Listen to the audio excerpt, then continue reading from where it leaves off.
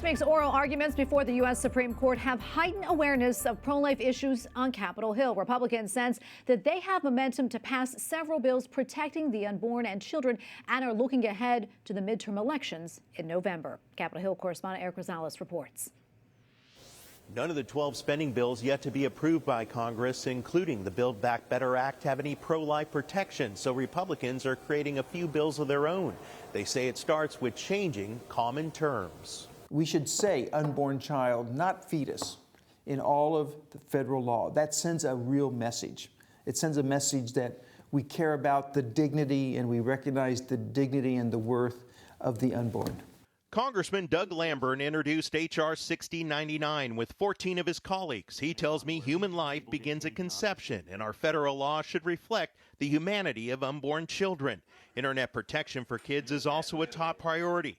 Representative Ann Wagner is leading a bipartisan coalition of over 100 lawmakers, asking the U.S. Justice Department to take action. OnlyFans this website is allowing them to be sold in some way, shape, or form is outrageous. These are crimes. It is a crime to be posting and selling child sexual abuse materials.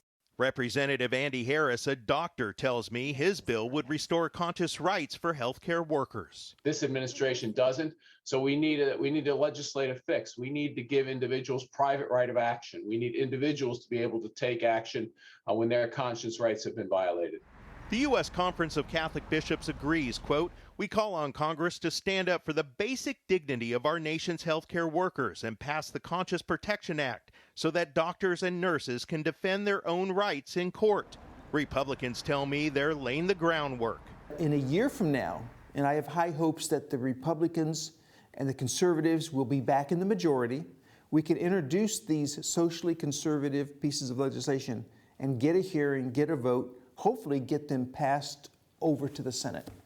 All House Republicans have signed a petition protecting the life of a baby who survives an abortion. They tell me they only need a few Democrats to come on board to bring it to a vote.